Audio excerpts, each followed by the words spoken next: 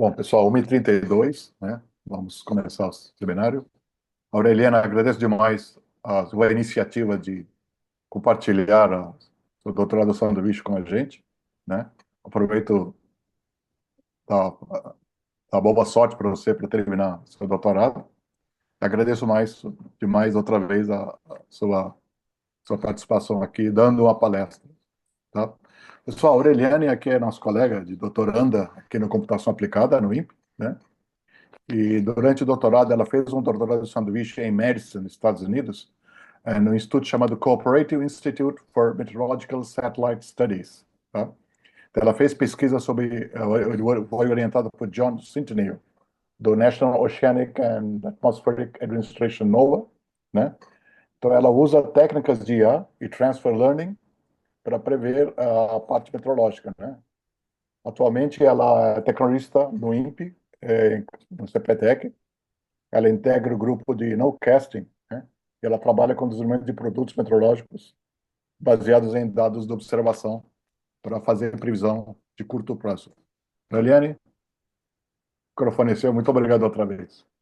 Eu que agradeço aí pela oportunidade eu tive essa experiência do sanduíche, né, que foi bem interessante, bem enriquecedor, e eu achei mais do que justo e interessante compartilhar um pouco dos conhecimentos e dessa experiência com os colegas, vai, que incentiva mais alguém aí a ter essa experiência, que é realmente muito interessante.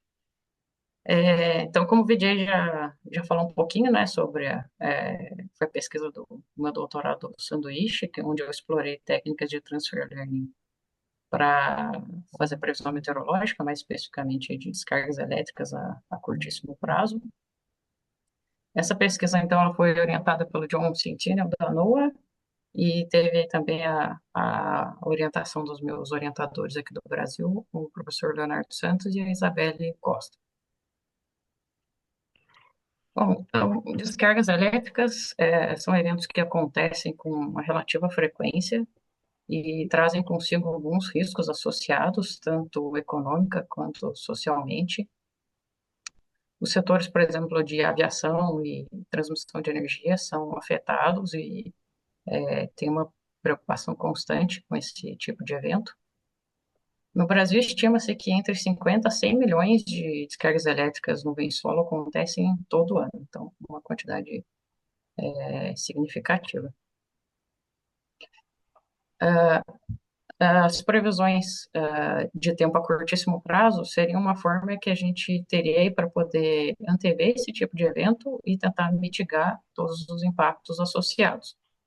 E muitos estudos, muitas pesquisas têm surgido recentemente aplicando técnicas de machine learning nesse contexto de nowcasting, que seria essa previsão do tempo a curtíssimo prazo. Um exemplo que é o foco da minha pesquisa é o modelo Prop Severe Lightning Cast. É um modelo que usa redes neurais artificiais para fazer previsão de descargas elétricas com até 1 hora de antecipação.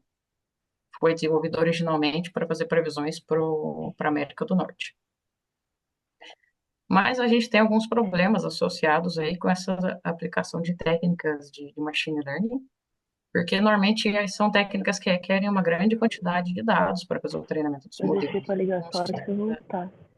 muito tempo e Pode ligar? recursos computacionais, como memória RAM, Ih, GPUs, espaçamento em disco, você vai almoçar um recursos que nem maracujá? sempre a gente tem aí disponível, né? Então, como uma alternativa, existem as técnicas de transfer learning que fazem uma transferência de conhecimento de um modelo pré-treinado, de forma que a gente consiga aproveitar esse conhecimento e aplicar uma nova tarefa ou até mesmo um novo domínio. Então, o objetivo principal da minha pesquisa com isso era adaptar esse modelo Lightning-Cast para o território brasileiro, explorando essas técnicas de transfer learning.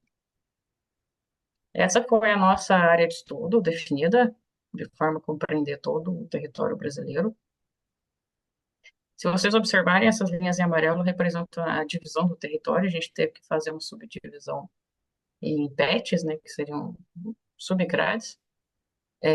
Isso foi para facilitar o processamento e acomodar melhor o processamento e treinamento do modelo todo na memória que a gente tinha disponível, porque a área toda tinha 2.100 por 2.100 pixels, se eu não me engano, então a gente cortou em subgrades aí, de 700 por 700, ficou um pouco mais fácil de manusear. Esses são os dados que foram utilizados tanto pelo modelo original quanto o modelo que eu adaptei para o Brasil.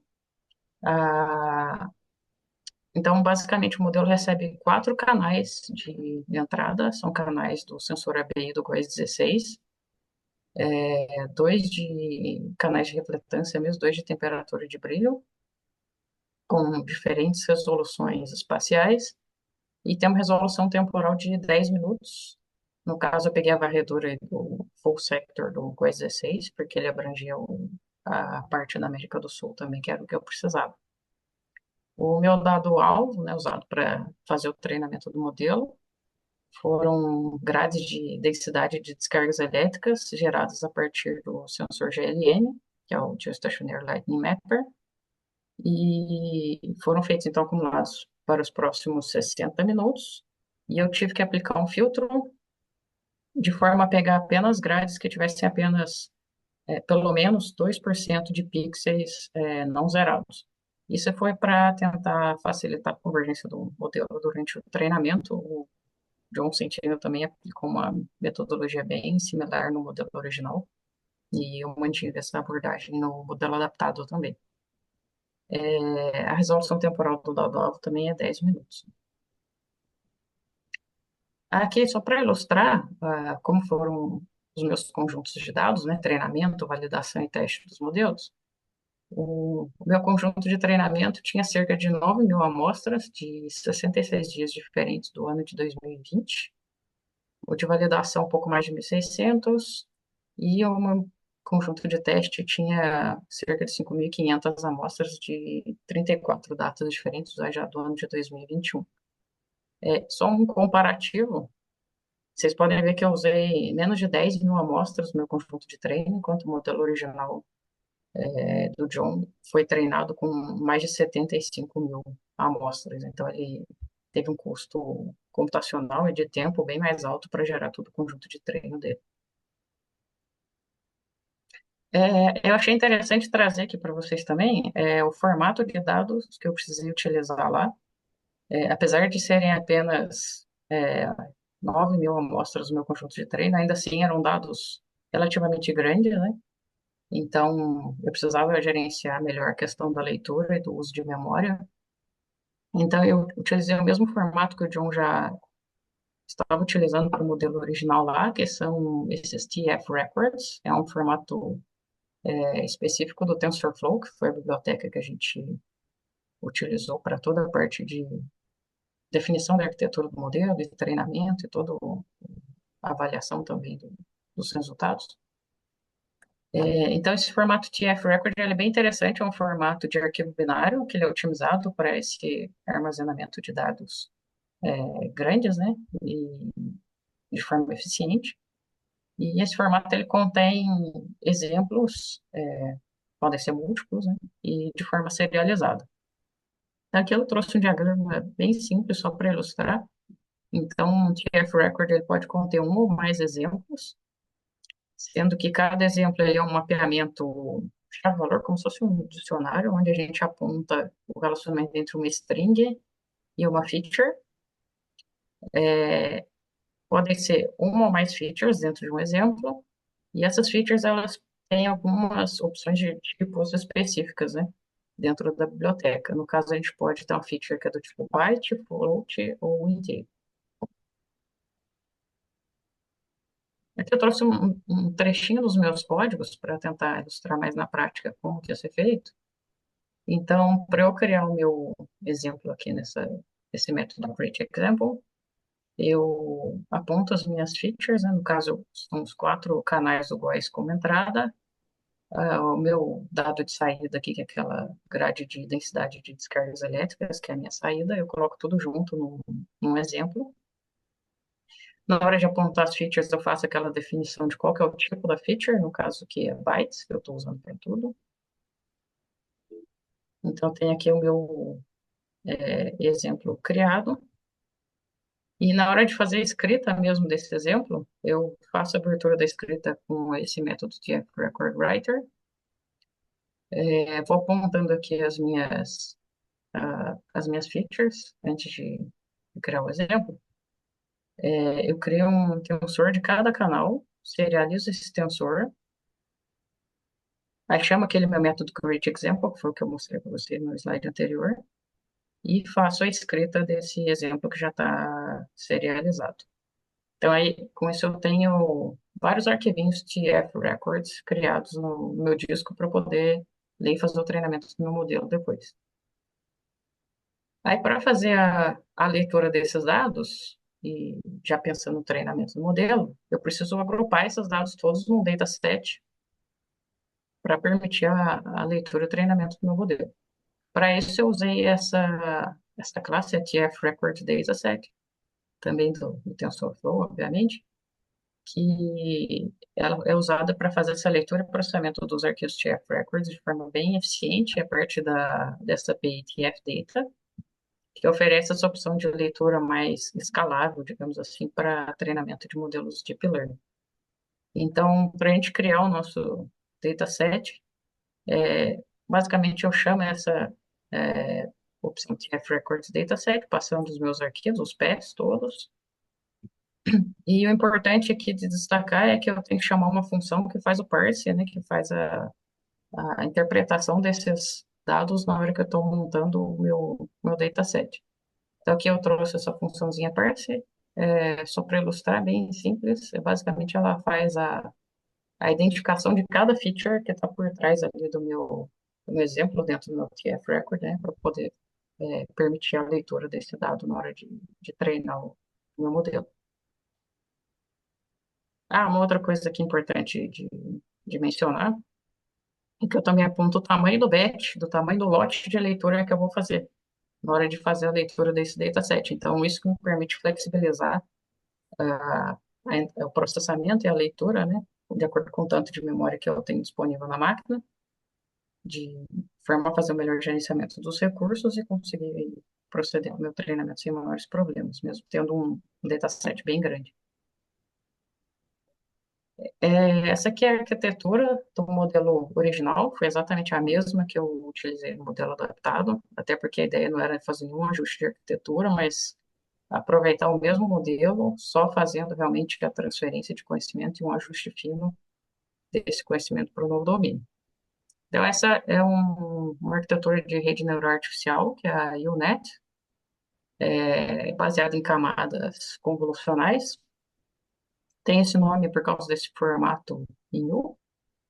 Ela é composta por um ramo codificador, que é esse da esquerda, um ramo decodificador, que é esse da direita, e um bottleneck, que seria um espaço latente aqui no meio, que é onde a arquitetura vai ler, abstrair os padrões importantes e relevantes ali das minhas imagens de entrada e, e vai realmente aprender com esses padrões. Depois vai decompor esse dado esses padrões foram aprendidos na resolução de saída que é esperada aqui pelo último bloco decodificador. Esse tipo de arquitetura é bastante utilizada para tarefas de segmentação semântica de imagem, né, que é a ideia do que é feito aqui com o Lightning-Cast. Falando agora sobre a questão da transferência de aprendizado, a gente aplicou uma técnica que chama Fine Tuning, que envolve o descongelamento das camadas da rede, pode ser feito o descongelamento de uma ou mais camadas, e a gente consegue adaptar o modelo com isso, fazer um retreinamento dele usando um novo dataset. A ideia com isso é tentar fazer o reuso do conhecimento do modelo já foi pré-treinado e otimizar esse conhecimento para um novo domínio. Então, o que a gente faz basicamente é pegar os pesos dos neurônios, que foram todos calculados após o treinamento do modelo original, e a gente retreina essa rede fazendo um ajuste fino nesses pesos, tentando otimizar esse conhecimento para a nossa nova tarefa, o nosso novo domínio. Aqui eu trouxe trechos do meu código também, só para ilustrar o que a gente faz para fazer o fine tuning. Aí a gente carrega o modelo, a arquitetura, mais os pesos, né, do modelo que já foi treinado. Aqui eu chamei esse método Set Trainable Layers, e é um método meu aqui no caso mesmo, mas depois eu vou abrir esse método para vocês verem. Depois que eu aponto aqui nesse método quais são as camadas que eu vou treinar, né, as camadas que eu descongelei para esse retreinamento, eu simplesmente compilo o meu modelo de novo, apontando a função de perda, otimizador e tudo mais. E aí eu estou pronta para retreinar o meu modelo fazendo esse fine tuning. Aqui eu trouxe só um pedacinho desse meu método, que é o Set Trainable Layers, que é onde eu aponto as camadas que vão ser retreinadas, que na verdade tem várias condições, porque como eu estou trabalhando com marionete, eu tinha algumas condições específicas de blocos que eu precisava retreinar. Mas aqui eu trouxe só uma ideia geral para ilustrar que é bem simples de ser feito dentro do Keras, que foi o que a gente utilizou. O que eu faço basicamente é percorrer todas as camadas da minha arquitetura e quando eu encontro uma camada que é do meu interesse descongelar, eu simplesmente é, seto esse atributo trainable como true. E aí essa camada já está liberada para um retreinamento. Então, nessa arquitetura da UNet, a gente tentou explorar como o fine tuning podia impactar a arquitetura se a gente descongelasse diferentes blocos da mesma, né?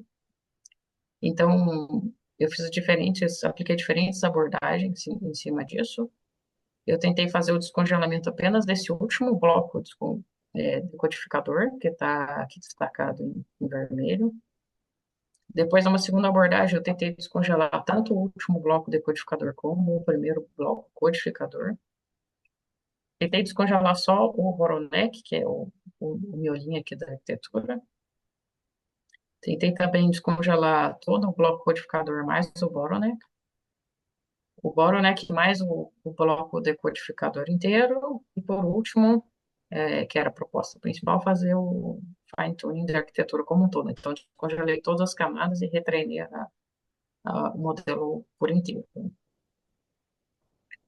Os recursos e alguns parâmetros que eu utilizei nessa pesquisa, então precisei utilizar GPUs, né, porque eu tinha um processamento bem pesado para fazer. Então, lá no SINS, eu tive essa infraestrutura, até agradeço por isso, né, pela sua disponibilização. Eles tinham lá GPUs NVIDIA A100 e GPUs Quadro RTX 6000. Eu utilizei Python e a biblioteca TensorFlow para poder fazer todos os desenvolvimentos, os códigos que eu precisei. E os parâmetros da minha rede neural, no caso, eu utilizei a minha taxa de aprendizagem desse valor de 10 a menos 4, com agendamento de queda depois de algumas épocas de platô sem nenhuma melhora no aprendizado da rede. Usei uma função de perda que foi a mesma do modelo original, a gente optou por manter. Até cheguei a fazer alguns testes mudando essa função de perda, mas a gente não teve nenhum ganho significativo, então acabei mantendo a mesma, que foi essa binary cross entropy. O otimizador foi o ADA, é bastante conhecido, e meu tamanho de batch, que foi o que melhor ajustou com o que eu tinha de memória disponível, foi 4. Aqui eu vou apresentar as métricas que a gente usou para avaliar os resultados. Então, a gente utilizou Precision, que mede a acurácia das previsões positivas do modelo. Então, seriam as previsões, os verdadeiros positivos divididos pelos verdadeiros positivos mais os falsos positivos. O recall, que em algumas literaturas é também chamado de probabilidade de detecção, ou POD, ele mede vamos dizer assim, a integralidade das previsões positivas, então seriam os verdadeiros positivos divididos pelos verdadeiros positivos mais os falsos negativos. Usamos também o False Alarm Ratio, que é essa taxa de falso alarme, que seriam os, os falsos positivos divididos pelos verdadeiros positivos mais os falsos positivos. E usamos também o índice crítico de sucesso, que seria também uma outra forma de medida de acurácia, só que um pouquinho diferente do Precision, e aqui a gente entra em consideração também os falsos negativos no cálculo da métrica. Uma métrica que é bem interessante e utilizamos nessa pesquisa também foi essa área sob a curva, da curva de Precision Recall. É, é uma métrica interessante porque ela dá uma medida um pouco mais abrangente da performance do modelo, considerando N limiares diferentes de probabilidade. Então, eu trouxe um gráfico aqui só de exemplo para ilustrar como que ela funciona. Então, o que a gente faz basicamente é o seguinte: esse modelo que eu treinei, ele entregava saídas em valores de probabilidade, né, entre 0 e 1. O que a gente faz é definir vários intervalos de limiares de probabilidade, dentro desse range de 0 a 1. Para cada limiar desse, a gente faz a binarização da grade, então o que está acima desse limiar vira 1, o que está abaixo é 0. E uma vez que a gente tem a grade binarizada, a gente calcula o precision e o recall é, dessa grade, né, dessas previsões. E a gente vai varrendo, então, todos os limiares de probabilidade fazendo esses cálculos, de forma que a gente chega numa curva de precision recall ao final desses cálculos. Tendo essa curva, a gente consegue calcular a área abaixo dessa curva, que seria essa área toda aqui. E com isso a gente tem uma métrica geral de performance uma métrica mais abrangente de performance do modelo, considerando todo um range de limiares de probabilidade, diferente de quando a gente está considerando alguma métrica num limiar mais específico. Uma outra questão que a gente abordou na análise dos resultados foi a questão da calibração do modelo e plotamos também um diagrama de confiança, que eu vou mostrar mais à frente, mas aqui eu trouxe alguns slides só para tentar explicar um pouquinho melhor para quem ainda não conhece essa questão de calibração. Então, a ideia da calibração é permitir que a gente avalie se as probabilidades previstas por um modelo são equivalentes com as frequências observadas do evento em questão. Então, eu trouxe um exemplo aqui bem simples, é só ilustrativo mesmo, seriam saídas aqui, esse ground truth representa o que a gente tem de verdade, digamos que é uma classificação binária se aconteceu ou não aconteceu um determinado evento, vamos supor que seja previsão de chuva. Então, aqui a gente indica que realmente houve esse evento. Aqui abaixo eu tenho a probabilidade que foi prevista pelo modelo para esse evento em questão. E o que a gente faz é calcular a média das probabilidades previstas em ranges, né, de probabilidade e calcula a frequência relativa desses eventos observados para a gente analisar essa equivalência. Então, aqui eu coloquei até as cores compatíveis com cada intervalo. Aqui eu dividi meu range de probabilidade de 0 a 1 em 4 intervalos iguais. Então, aqui eu tenho intervalo de 0 a 0,25, depois a 0,50, 0,75 até 1. Então, só para ilustrar, aqui no meu primeiro intervalo, eu tinha apenas essa probabilidade 0,15, dentro desse intervalo de 0 a 0,25, de um evento de chuva que não ocorreu. Ele está zerado. Então, eu tinha aqui uma probabilidade média de 0,15, com uma frequência relativa de 0, que não aconteceu nenhum evento. Já no meu segundo intervalo, eu tive aqui duas probabilidades que caíram nesse range, essa de 0,38 e essa de 0,50, com dois eventos, sendo que um foi de chuva e o outro não chuva. Então, a minha probabilidade é a média dessas duas probabilidades e a minha frequência relativa, que no caso foi de meio, né? E um evento a cada dois realmente aconteceu. E assim por diante, eu fiz isso para todo o range de probabilidades. Ao final disso, eu consigo ter um gráfico que faz essa equivalência entre as minhas probabilidades previstas e a frequência relativa do que foi realmente observado. Num cenário ideal, a gente deveria ter um modelo muito próximo dessa linha pontilhada em laranja aqui embaixo, que representa uma calibração perfeita do modelo. O nosso ficou nessa linha azul aqui, que até está relativamente próxima do ideal. Mas é só um exemplo bem ilustrativo, só para passar a ideia para vocês, depois eu vou mostrar os resultados reais da nossa pesquisa.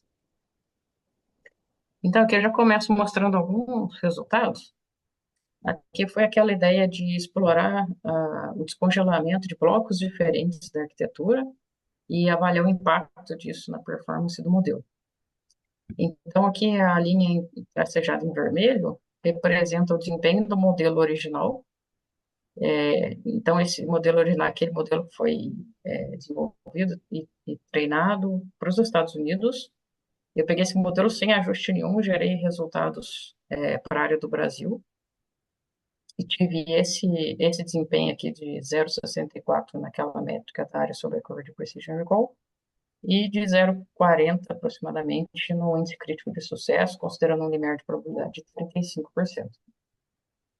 Aí essas barrinhas são o percentual de melhora que eu tive em cada métrica, no caso, e aí cada barrinha dessa representa aquela diferente abordagem de descongelamento para fazer o fine-tuning. Então, aqui seria o último bloco decodificador da arquitetura. Eu consegui alcançar alguma melhora, ainda baixa, mas já tive alguma melhora, cerca de quase 3% na área sobre a curva. Descongelando o primeiro bloco codificador e o último bloco decodificador, eu já tive uma melhora um pouco mais significativa, em torno de 6%. Fazendo o descongelamento do bottleneck, que é aquele melhorinho da arquitetura, consegui um desempenho ainda melhor. E quando eu descongelei o bloco codificador inteiro mais o bottleneck, aí eu tive um dos melhores desempenhos aqui no resultado, quase 12% de melhora nessa mesma métrica. Quando eu fiz o descongelamento e o fine tuning do bottleneck mais o bloco decodificador inteiro, eu já não tive um resultado tão relevante. Isso foi até interessante, levantou alguns questionamentos, mas o que a gente observou foi o seguinte: o que teve mais impacto foi descongelar realmente o bloco codificador e o bottleneck, que é onde é mais armazena um maior conhecimento do aprendizado do modelo. Sendo que o bloco decodificador, aparentemente, o que ele faz, na verdade, é só armazenar os pesos necessários para pegar aqueles padrões que foram compactados e aprendidos pelo modelo. E essas camadas, elas descompactam e colocam a saída na resolução espacial esperada pelo modelo. Então, o que aparentemente a gente observou foi que o modelo não precisou de grandes ajustes nesse ramo decodificador para poder otimizar o, o modelo para o novo domínio. Até porque a gente está usando exatamente a mesma resolução espacial, então acho que isso contou um pouco também. Aí, fazendo o full fine-tuning, né, que seria o retreinamento do modelo como um todo, o desempenho ficou ainda muito parecido com quando a gente descongelou o bloco codificador inteiro, mais o bottleneck. A gente não teve um desempenho muito superior, porque, como eu falei para vocês, aparentemente descongelar o bloco decodificador não teve grandes impactos, a gente conseguiu manter basicamente o que já tinha sido treinado previamente. Esses resultados já ilustram uma outra curiosidade que a gente tinha, que foi pegar diferentes quantidades de dados dentro do que a gente tinha de dados disponíveis para treinamento, que a gente já tinha pré-processado, e comparar como o modelo tunado, com fine-tuning, né, como ele se compararia com um modelo treinado absolutamente do zero. Então, aqui nesses gráficos, a gente tem a linha tracejada em vermelho representando mais uma vez o modelo original, aquele modelo já foi treinado previamente sem nenhum ajuste. As barras em azul representam o modelo com fine tuning e as barras em verde representam o modelo treinado do zero. Aqui a gente observou cenários com 10% de amostras do que a gente tinha disponível para treinamento, 25, 50, 75 e 100% no nosso conjunto de treino. E a gente fez os comparativos de performance para cada um desses cenários. Há uma coisa que é interessante deixar claro, né? A diferença do fine tuning para treinar do zero aqui no caso é que no treino do zero a gente inicializa o modelo apenas a arquitetura com os pesos todos dos neurônios todos inicializados aleatoriamente, enquanto o modelo com fine tuning ele é inicializado com todo o conhecimento já pré-treinado, né? Então seriam com os pesos dos neurônios do treinamento prévio que já tinha sido feito. Bom, então fazendo o nosso comparativo, com 10% do nosso conjunto de treinamento, vocês podem observar que o modelo treinado do zero, ele não chegou nem no desempenho do modelo original. Os dados eram tão escassos que o desempenho ficou devendo até para o modelo original que não tinha o ajuste. Enquanto o modelo com fine tuning, com apenas 10% dos meus dados do conjunto de treinamento, já conseguiu uma melhora aí de quase 10%. Aqui, no caso, a métrica é também a área sob a curva de Precision Recall. Conforme a gente vai tendo mais dados para treinar, obviamente o que se espera é que realmente o modelo vá tendo uma performance superior. E foi o que aconteceu que tanto com o modelo com fine tuning quanto o modelo treinado do zero, para 25% e 50% dos dados, a gente vê que o modelo treinado do zero não teve uma melhora tão significativa, mas isso depois já vai ficando um pouco mais superior nos conjuntos maiores de dados. Em algum ponto, muito claramente, o modelo treinado do zero alcançaria ali a performance do modelo ajustado, se a gente tivesse um volume de dados relativamente maior. Mas o que a gente queria mostrar aqui com esses gráficos foi que a gente consegue ter um modelo com um desempenho bem interessante, sem um conjunto de dados muito grande, né, com apenas poucos dados, e fazendo a exploração dessa questão do conhecimento prévio. Uma outra questão que é interessante ilustrar aqui é o tempo de treinamento desses dois modelos, né? Então, o modelo treinado do zero, ele levou 38 horas para ser treinado, isso usando o GPU, né? E o modelo tunado levou apenas 16 horas.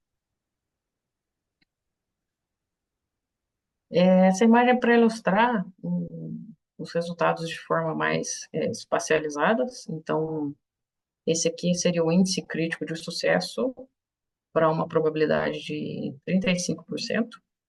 Então, são as previsões geradas pelo modelo ajustado, menos as previsões do modelo original, sendo que os pontos em azul representam uma melhora na métrica, né, nesse índice crítico de sucesso, quando os pontos em vermelho representam um decréscimo na métrica.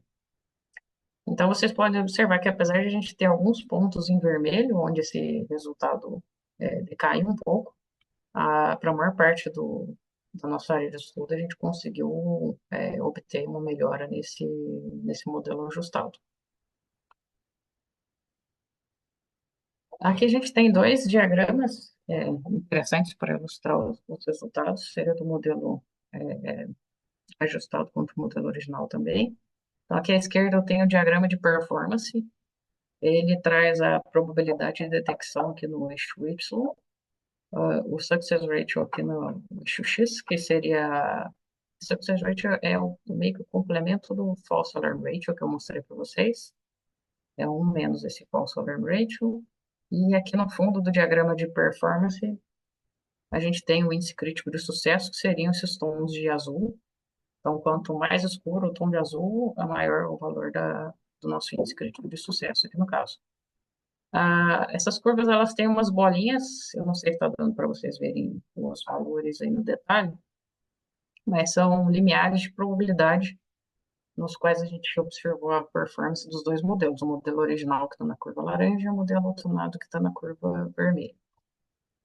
Então, observando pelo índice crítico de sucesso aqui nos tons de azul ao fundo, a gente pode observar que para a maior parte dos limiares de probabilidade, o modelo ajustado conseguiu uma métrica superior nos resultados do que o modelo original. Aqui à direita, eu já tenho aquele diagrama de confiança que eu mostrei para vocês, para ilustrar a questão da calibração. Então, aqui seria a linha tracejada da calibração ideal, entre o que a gente teve de probabilidade de previsão geradas pelo modelo e a frequência relativa dos eventos observados. A curva em vermelho representa o modelo ajustado e a curva em laranja representa o modelo original. Então, a gente consegue observar que nesse retreinamento a gente conseguiu ter um melhor ajuste, uma melhor calibração do modelo ajustado também. em relação do que o modelo original estava nos entregando para o território brasileiro sem nenhum ajuste prévio. Aqui são algumas amostras geradas pelo modelo original à esquerda e o modelo ajustado à direita, para a gente poder ter uma comparação um pouco mais visual e ver o que foi impactado nos resultados do modelo ajustado. Então, vocês podem ver que eu coloquei algumas setinhas em vermelho apontando algumas áreas que seriam falsos alarmes, para vocês entenderem um pouco melhor. Ao fundo, eu tenho alguns polígonos em um azul sólido, que seria a minha verdade, meu cenário observado em termos de descargas elétricas para esse instante de tempo. E essas linhas de contorno em diferentes cores, que são essas cores de acordo com a legenda aqui, são níveis de probabilidade das previsões que foram geradas pelo modelo. Então, vocês podem ver que tem alguns contornos, algumas previsões geradas onde a gente não teve nenhuma observação de descarga elétrica ao fundo. Então, foram alguns falsos alarmes que o modelo original estava gerando para o nosso domínio. E aqui já no modelo ajustado, a gente pode ver que isso é uma previsão um pouco mais limpa. Então, esses alarmes falsos todos aqui a gente já não teve mais, e aparentemente com uma previsão um pouco mais limpa, né, mais precisa. Aqui é um outro exemplo que eu trouxe para ilustrar. Então, aqui a gente tinha um cluster grande de descargas elétricas acontecendo aqui ao fundo. O modelo original, ele falhou um pouquinho ali em fazer a previsão da área como um todo. E essa aqui já é a previsão do modelo ajustado. Vocês podem ver que, para alguns níveis de probabilidade aqui um pouco mais baixa, o modelo ajustado já conseguiu englobar um pouco melhor a previsão desse cluster de descargas elétricas aqui que estava acontecendo. Então, minhas conclusões sobre a pesquisa: o fine-tuning parece que teve um impacto maior no ramo codificador e no bottleneck da arquitetura UNet, aqui no caso, né? O fine-tuning também se provou ser mais eficiente do que treinar a rede do zero, quando a gente tem pequenos conjuntos de dados disponíveis. E os resultados mostram que o fine-tuning realmente aproveita essa questão do conhecimento prévio de um modelo pré-treinado. Alguns próximos passos já, na verdade, em andamento. Esse aqui eu já acabei de fazer recentemente, foi a submissão de um paper desse trabalho que eu apresentei para vocês nessa revista da AEE, na Transactions on Neural Networks and Learning Systems. Estamos aguardando agora o feedback da revista. E estamos também colocando em operação esse modelo Lightning Cache adaptado para o Brasil, operacional aqui no INPE. Atualmente está em fase de pré-operacional aqui no grupo de no-caching, que é um especialista que fica acompanhando as previsões que têm sido geradas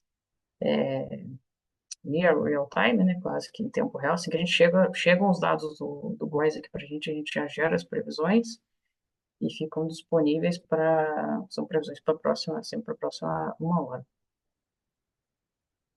Eu queria aproveitar para falar bem brevemente sobre a questão da experiência do sanduíche, né, que eu acho que é muito enriquecedora e super recomendo para quem puder e tiver a oportunidade. O meu sanduíche, no caso, eu fiz na cidade de Madison, no estado de Wisconsin, lá nos Estados Unidos. É um estado que fica bem mais ao norte lá dos Estados Unidos, uma cidade um pouco mais fria até. É uma cidade interessante porque ela é capital de estado, mas não tem uma população muito grande, cerca de 270 mil habitantes. É bem conhecida pelo seu prédio Capitólio. Ele é o prédio do governo do estado. Tem uma curiosidade interessante: nenhum prédio lá da cidade pode ter uma altura maior do que o domo do prédio, que a ideia é que o Capitólio seja realmente, o domo do Capitólio seja avistado de quase toda a cidade, assim. E a cidade, ela fica num istmo, que é um pedaço de terra entre dois lagos. São dois lagos bem grandes lá, um Mendota e um Mendona. E o pessoal, uma curiosidade, o pessoal não, como eles não têm acesso ao litoral, né, ao oceano ali, mas eles usam esses lagos como se fossem praias mesmo. Então, é uma experiência bem parecida do que a gente tem aqui no nosso litoral, mas lá eles têm com os lagos. E esse é o instituto onde eu fiz a minha pesquisa, é o CINS, é o Instituto de Institutos de Satélites Meteorológicos.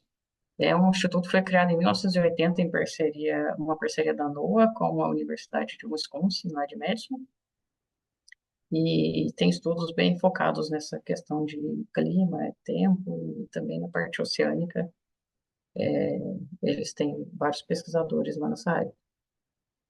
Alguns desafios, o primeiro dia é sempre o mais desafiador, assim, que a gente chega num lugar que a gente não conhece, em outra língua, que na nossa nativa.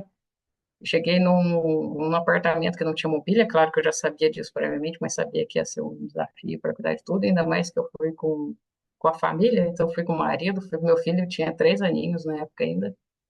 Mas no fim deu tudo certo, a gente conseguiu se ajeitar por lá. Aí eu queria comentar também sobre a questão de orçamento, né? Quem tiver interesse, é super interessante fazer um planejamento com mais antecedência possível, principalmente nessa questão financeira. Por mais que consiga bolsa e tudo mais, sempre tem que olhar algumas questões como seguro-saúde.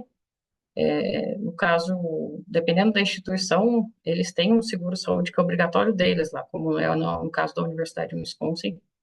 Eu tinha que obrigatoriamente contratar o seguro de saúde que eles ofereciam lá, e ele é bem mais caro do que um seguro de saúde mais simples que eu encontraria contratando fora da universidade, né? Então, isso foi uma coisa que demandou bastante planejamento. E aí tem também as questões com variação de moeda, né? Isso a gente não consegue controlar e requer um certo jogo de cintura. E se tiver um planejamento prévio também ajuda bastante. As questões de diferença de clima, dependendo de onde a gente vai, realmente é bem diferente. Lá a gente encontra um tempo mais frio do que a gente está acostumado aqui no Brasil. Eu fugi até do inverno de lá, cheguei na primavera, fiquei primavera, verão e outono, mas ainda assim peguei temperatura negativa lá na primavera deles, porque ainda era bem frio. Até coloquei essa foto para vocês terem uma ideia, isso era na primavera, né?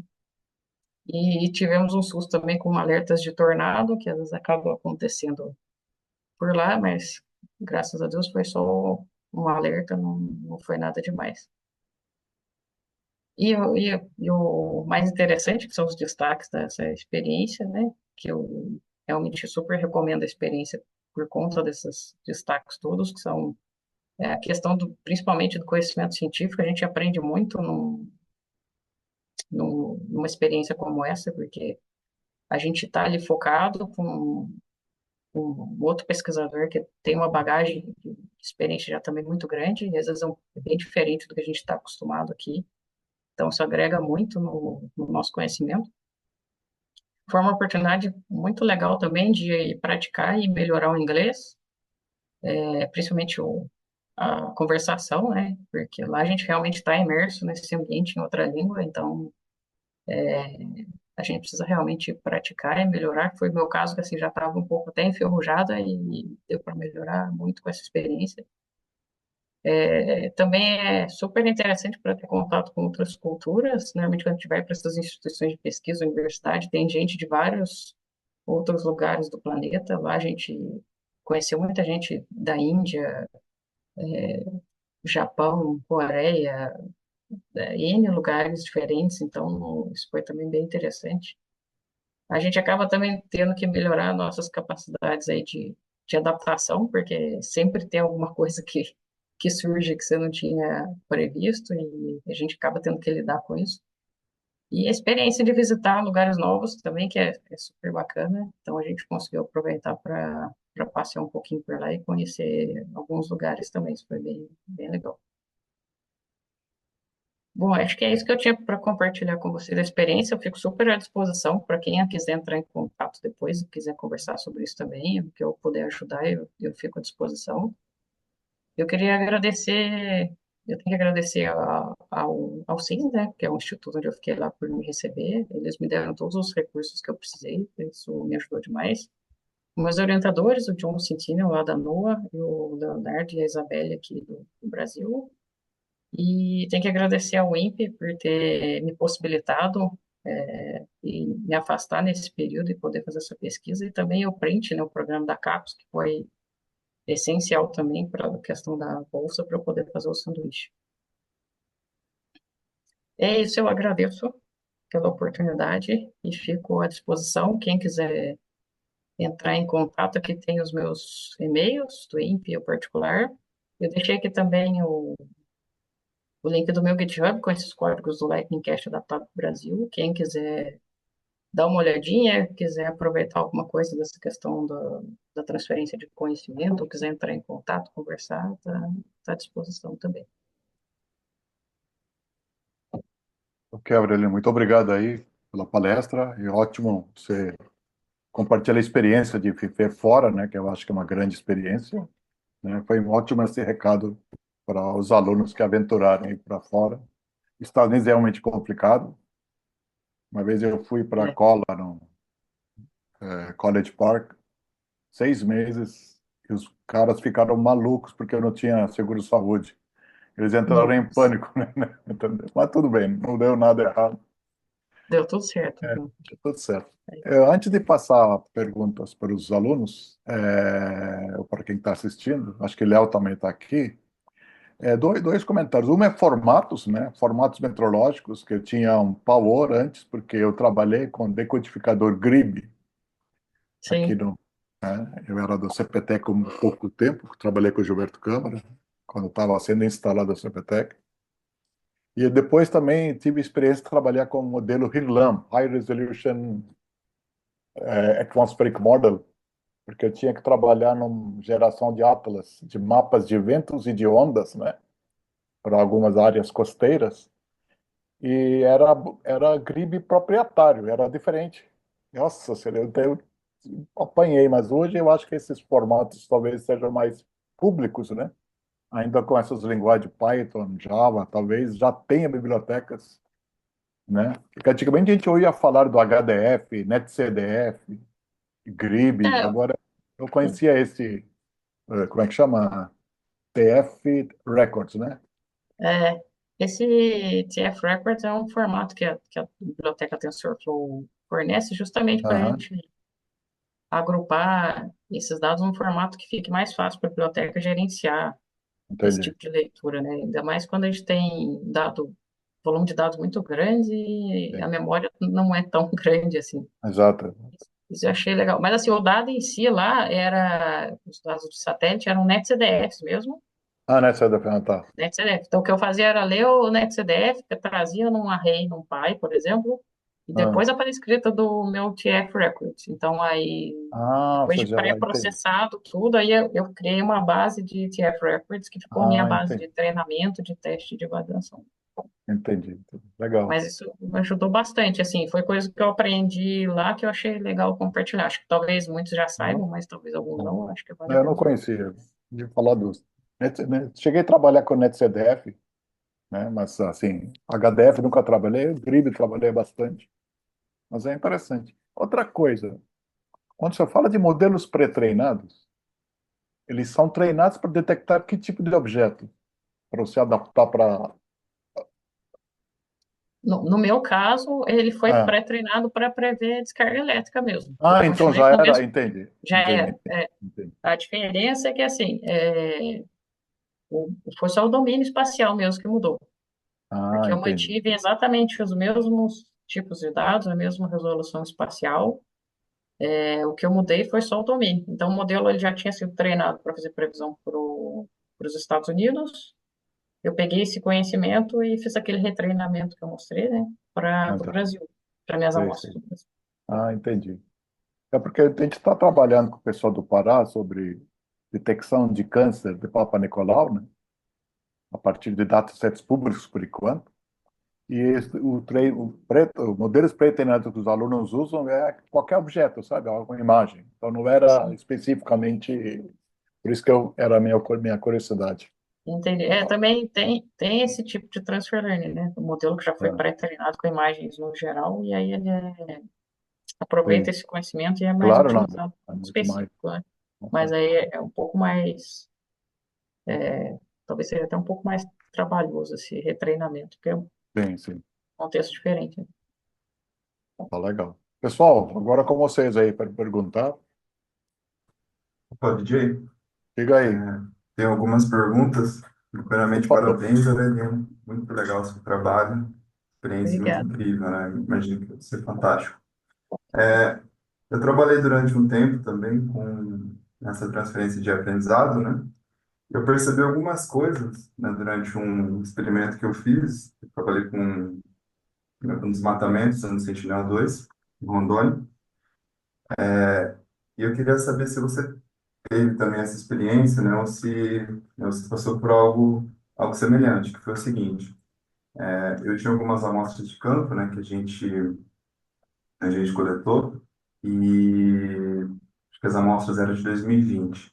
E o que a gente foi fazendo, a gente pegou imagens de 19, 18, até 2016 e aplicou o mesmo modelo. E a gente viu que, né, conforme a gente ia andando para trás, meio que se, né, criando uma certa distância, né, dessa data de origem, a nossa acurácia ela ia descendo. Aí, eu não sei se você teve essa mesma experiência, né? Conforme que a gente foi criando essa distância, o modelo ele foi, digamos assim, ficando pior com o tempo, né? E aí, né, a gente teve que ir incrementando esse modelo, adicionando mais amostras e adicionando mais eventos, né? Eventos diferentes que foram acontecendo nos outros anos. Entendi. Ah, o dado que você falou era de campo, do que era mesmo? Desmatamento? Isso, desmatamento, exatamente.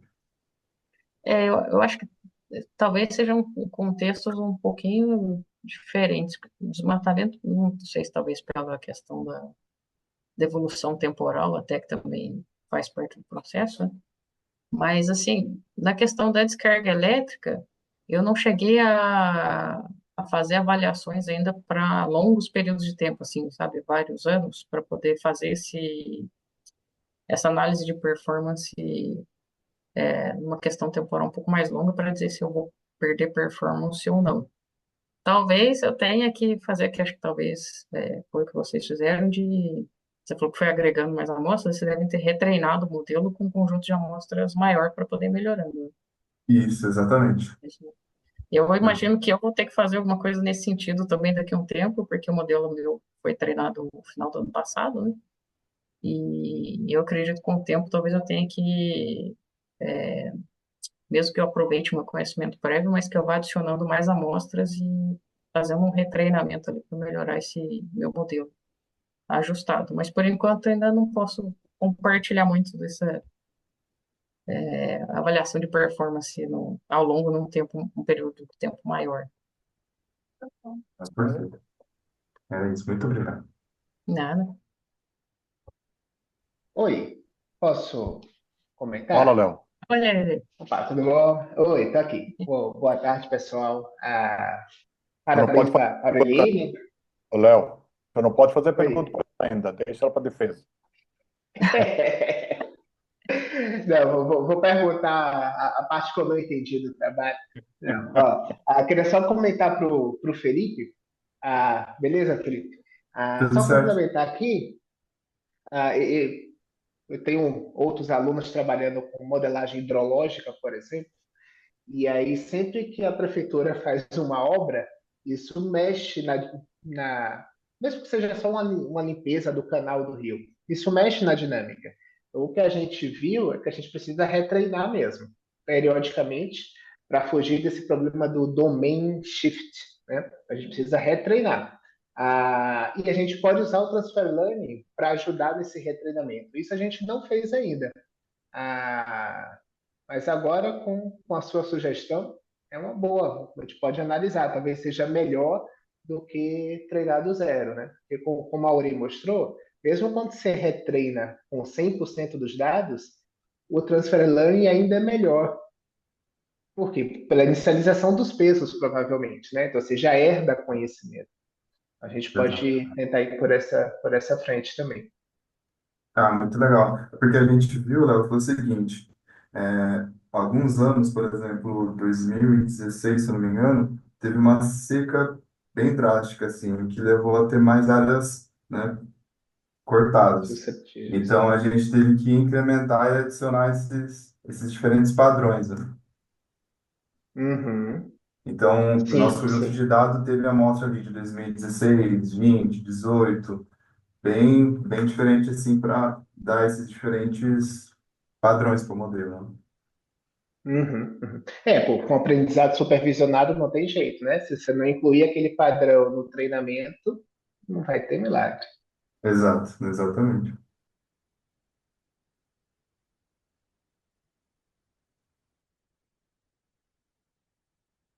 Opa, Mais alguém?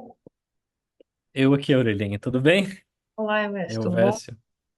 Joia. Pô, parabéns aí pelo trabalho, tá bem legal.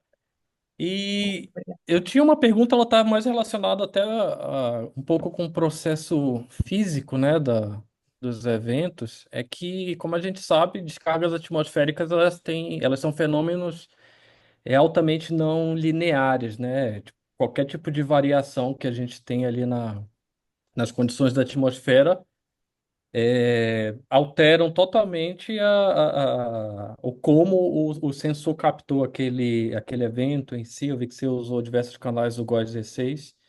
E aí a minha dúvida com relação ao NET é que se ela não vai ficar muito assim, voltada para aprender apenas padrões estatísticos dos eventos e e começa a falhar um pouco com relação a eventos extremos, por exemplo. Então eu tenho essa dúvida. E também eu queria te perguntar se colocando, por exemplo, mais características de evolução temporal, de tempestade, de eventos isolados, não poderia melhorar também essa performance de previsão do modelo? Olha, então, o que a gente faz até então com a IONET é fazer essa previsão para até uma hora à frente só, né? Então, é uma previsão bem curtíssimo prazo, bem mais, vendo mais um instante ali imediato mesmo da atmosfera.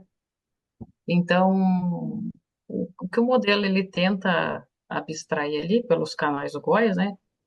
São alguns padrões que possa ter um indicativo, talvez, de gelo no topo da nuvem, né? Então, tem até um canal que é mais específico para ver gelo, mas tem alguns outros canais também que são auxiliares no processo. Então, a ideia do modelo lá, a ideia do John, foi tentar usar a IONET pela questão dessa segmentação semântica, né? Então, tentar abstrair esses padrões espaciais dos canais do GOES e tentando ver se os padrões que podem estar mais associados com o gelo, por exemplo, prever essa questão da ocorrência da descarga elétrica. A questão de ver eventos extremos ou não, como a gente está vendo bem a curto prazo ali e está captando todos esses padrões pelo topo da nuvem, teoricamente eu acho que o modelo consegue. Eu não fiz nenhuma análise separada de eventos específicos extremos, assim, para ter uma análise mais específica disso. E você falou também de olhar, talvez temporalmente, um período maior, né, para poder tentar melhorar o resultado. Isso eu acho que poderia ser interessante, que a princípio eu estou colocando só uma entrada, um instante fixo de tempo, né, sempre tentando prever dali uma hora. E talvez fosse interessante se a gente tivesse uma sequência temporal, a gente conseguiria talvez ter realmente uma noção melhor da evolução temporal ali de cada sistema, e aí talvez ter uma previsão um pouco mais ajustada, dependendo de cada sistema, de cada evolução, né, de como está sendo a, a atmosfera, né, de cada processo mesmo, né? Mas é uma coisa que a gente teria que analisar numa arquitetura um pouquinho diferente, né? Do jeito que eu estou usando a INET agora, ela está vendo canais de um instante de tempo específico. Teria que trabalhar isso um pouco melhor ainda. Mas realmente é interessante a gente pensar a respeito.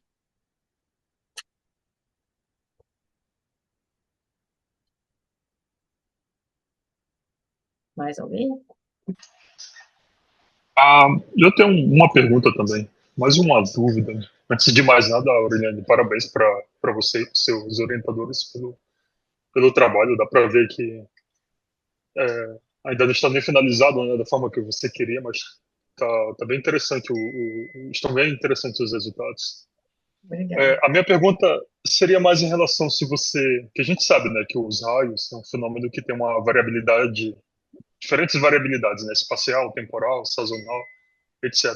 Você chegou a fazer algum tipo de avaliação com relação à parte espacial, né? Você mostrou lá que segmentou a região de estudo em algumas áreas, até para facilitar o processamento. Você chegou a É, comparar algum. Tem climatologias diferentes, né, dessa região. Você chegou a comparar a performance em cada um desses grids, se alguns foram melhores do que outros, ou se em determinados períodos do ano a previsão for melhor ou menor? é uma pergunta interessante. Espacialmente, eu olhei no todo, eu não olhei, não fiz uma análise de performance por subgrid, por exemplo, por região, por diferentes regiões do Brasil. É uma coisa que a gente também pode olhar futuramente. Com certeza a gente ainda vai explorar coisas desse tipo, porque agora, como a gente está colocando o modelo em operação, então vai vir muita avaliação em cima dele, né? Então a gente vai precisar fazer coisas do tipo. Com aquela análise do todo, eu vi que aquela região mais ao sudeste, ali, próximo do Oceano Atlântico, a gente teve uma queda de performance. Pelo que eu analisei até então, acredito que foi porque a gente tinha uma quantidade de eventos observados um pouco menor naquela região. Então, isso talvez tenha impedido o modelo de ser melhor ajustado para aquela área, sabe? Então, não tinha muitos padrões de eventos observados ali. Então, isso é uma coisa que a gente pode pensar de melhorar no futuro, o retreinamento aí. E a outra coisa que você falou da climatologia, até eu olhei temporalmente dentro de um ano ali, que era o que eu estava olhando, que era 2021, o período de avaliação. Eu olhei nos diferentes meses e eu tenho uma variabilidade na performance do modelo, dependendo da estação.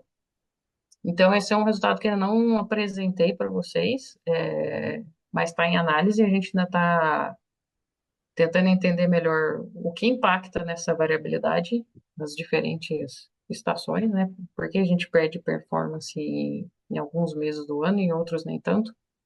Mas a gente tem essas diferenças, a gente ainda vai ter que analisar e explorar um pouco melhor. Aí, quem sabe, numa apresentação futura eu trago mais novidades. Mas é uma coisa que a gente ainda está fazendo.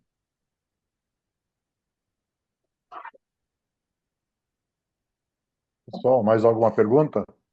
Oi, Aureliane, Hugo aqui, tudo bem? Oi, Hugo. Joia? Parabéns, parabéns pelo seu trabalho. Obrigada. Tenho dúvidas, estou retomando estudos de IA, de Deep Learning, Machine Learning, então estou relembrando algumas coisas, né? Então são dúvidas mais técnicas, assim, de prática, né? De fazer testes. Você usou o TensorFlow, né? Usou uma IDE específica? Usou o próprio Colab ou algum... Como é que foi? Eu não usei uma IDE específica. Algumas coisas eu fiz VS Code, e aí eu sincronizava com o meu GitHub. Mas no servidor do Sims, onde eu fazia as minhas rodadas lá, eu não tinha IDE instalada no servidor. Então era via aí mesmo, era bem raiz. E aí, quando eu estava no meu notebook já programando e fazendo alguma coisa mais elaborada de avaliação de resultado, aí eu consegui usar a VS Code, por exemplo. E foi isso. Não usei nada mais elaborado, assim, de IDE. Legal. E aí você mencionou duas placas de vídeo, né? Eu dei uma procurada aqui, eu não tinha ideia dos valores dessas placas, né? Bem alto. Cara, Aí uma era a Quadro A100 e a outra RTX 6000. Eu vi que a RTX 6000 também chamava de Quadro, aí agora mudou o nome para só RTX 6000 sem a palavra Quadro. Mas então agora elas não devem tem o ter, quadro. mas elas então devem ter que ter, eu ia perguntar se teve diferença de performance Teve. entre uma e outra. A 100 era superior em relação Superior. à RTX, era superior. Então, eu até Tá. tentava. Ela ficava até em partições de nomes diferentes para a gente saber. Então, eu sempre tentava submeter, quando era o treinamento mais pesado, eu tentava submeter na A100, que eu sabia que ia ser mais rápido. Aí, quando não tinha Ah, disponibilidade, realmente aí eu tinha que rodar na outra, demorava mais, mas tinha uma diferença de performance boa. legal, entendi. E elas ficavam lá no laboratório fisicamente? Tinha um servidor lá? Eles tinham um servidor lá, no prédio, Ah, e aí a maioria dos pesquisadores tinha acesso para fazer as rodadas lá e as submissões. Aí era um esquema de submissão de jobs via Slurm, não sei se você já ouviu falar, que é um sistema de filas. Então, a gente cria um job que seria uma espécie de um bashzinho que vai disparar a execução de algum script Python, algum processo, algum executável. E aí você submete isso na fila, e aí o sistema verifica se tem disponibilidade, de acordo com aquelas configurações que você pediu. Você pede, por exemplo, uma GPU com tanto de memória para fazer aquela rodada. E aí o sistema de fila vai alocando aquilo conforme a prioridade do usuário, conforme a ordem de chegada dos pedidos, né? E vai alocando para fazer as execuções. Então, foi nesse esquema que eu usei lá. entendi. E aí tem mais duas perguntas, que é depois possíveis aplicações, né? Depois que conseguiu treinar o modelo e talvez detectar, prever essas descargas, né? Se dá para imaginar possíveis aplicações.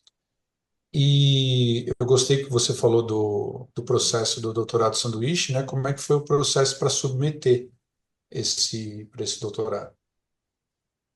Então, possíveis aplicações da previsão de descargas. Aqui no Brasil isso é um pouquinho mais complicado, mas em outros países aí a gente já vê que o pessoal usa esse tipo de monitoramento de atividade de descarga elétrica para N finalidades, né? Eu vi que o Lightningcast, o modelo do John lá, que está em operação para os Estados Unidos, eles colocam essas previsões em aeroportos, em estádios de futebol, em eventos. Então, às vezes pode ser que cancele um determinado evento porque tem uma atividade de descarga elétrica muito intensa prevista ali para a próxima hora. Então, aqui no Brasil ainda está muito prematura essa questão do nowcasting, assim, eu digo, na forma de colocar isso na prática mesmo, né? Mas eu tenho esperança aí de que as coisas vão desenrolar melhor nesse sentido aí nos próximos anos. Então, a princípio, a gente vai colocar aqui operacional no INPE, a gente vai gerar essas previsões, e depois, futuramente, talvez começar a conversar com a Defesa Civil, é uma coisa que a gente vai ter que pensar mais à frente. E a outra coisa que você me perguntou foi da submissão do sanduíche, né? Foi bem burocrático. No meu caso, eu tive dois processos para fazer, um foi tentar uma bolsa, né? Eu precisava dessa bolsa como um auxílio para poder me manter lá. Então, eu comecei a planejar essa questão do Sudeste, acho que com um ano e meio antes, mais ou menos, de conseguir realmente. Então, eu comecei a procurar edital de bolsa e aí já estava na expectativa de que ia sair um edital do print da CAPES, né? Que foi o que aconteceu. Foi no segundo semestre de 2023, isso. Aí abri o edital, pedia plano de trabalho e uma série de documentação sobre os orientadores, ou sobre o meu próprio currículo também e tudo mais. Tinha que ter uma carta de aceite já da instituição para onde eu ia. Então, foi uma das primeiras coisas que eu tive que providenciar. Então, para quem tiver interesse, a primeira coisa que precisa realmente é ter um contato com alguém, algum pesquisador que seja da sua área de interesse, da sua pesquisa e tentar em contato com essa pessoa de forma a conseguir tipo uma carta convite, onde a instituição diz que te convida a ficar lá um período para fazer pesquisa. Então, isso foi a primeira coisa que eu precisei providenciar, e com isso eu consegui entrar no edital do print, consegui a bolsa, e consegui fazer o meu processo aqui, que eu sou servidor do INPE, então eu precisei pedir afastamento. Então, isso foi até mais burocrático ainda do que o processo da bolsa, Foi muita documentação, muita coisa, muitas aprovações e avaliações que eu tive que passar até ser liberada. E a carta de aceite foi uma das coisas que eu precisei apresentar, mais o plano de trabalho, esses foram os seus principais documentos. Basicamente, resumidamente, o processo é esse. Se tiver perguntas mais específicas, eu vou tentar Só responder. complementar, Hugo, para todos os alunos que têm interesse, é uma excelente oportunidade e experiência. É, pelo regimento da CAP, se eu não me engano, você tem que estar defendido a proposta, tá?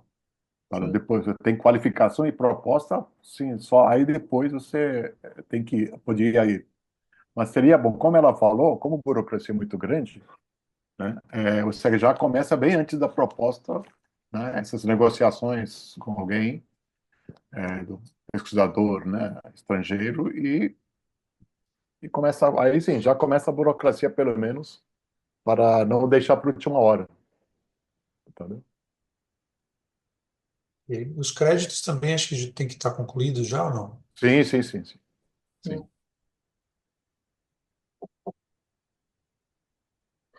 Mas no caso agora, doutorado no CAP, acho que outros programas também estão fazendo isso, dentro do INPE, você só precisa de 12 créditos. Então, num ano, você consegue defender a qualificação. Você entrou agora em março. Não precisa terminar os créditos para defender a qualificação. Você já pode escrever a qualificação, defender até dezembro, né? Aí depois você tem mais um ou dois períodos para fazer proposta, mas você pode antecipar. Aí, terminando a qualificação, já pode começar a falar com seus orientadores e identificar o pesquisador de quem pessoas têm contato, e já. Aí isso aí tem que ver para a PESP, o CNPq. Acho que print eu acho que acabou. Você lembra, Aureliano? Acho que acabou. Pelo menos foi o que eu ouvi É, dizer, que ia sair um novo programa entendi. Tá. A mais vantagem print. do E print. isso que eu ia comentar, Ah, que o print realmente já era, né? Foi um esforço é, grande da Karine de gerenciar, mas já é, era. então é isso que eu ia falar. Não tinha certeza. Mas é isso aí. Mais algum comentário ou pergunta, por favor? Ok. Aureliano, muito obrigado aí por essa iniciativa, né? É difícil ver alunos, né, dando seminário, foi muito interessante, né? E é uma excelente chance para outros também, né, criarem coragem de tentar essa experiência lá fora, né? E vamos torcer. Eu, como eu te disse no começo, boa sorte para você terminar logo seu doutorado, né? Isso aí, Léo, obrigado aí Obrigada. pela presença. Obrigada, Virginia. Tranquilo. Tá, pessoal, até Obrigada, mais. pessoal. Valeu, pessoal. Semana que vem tem a palestra do Rafael sobre regimento CAP e outras dúvidas que possam ter. Então é importante todos, mas especialmente alunos novos que entraram esse ano, para irem. Tá? Até semana que vem. Pessoal, muito obrigado aí. Bom resto de Obrigada, fim de pessoal. semana. Fala, pessoal. Até mais.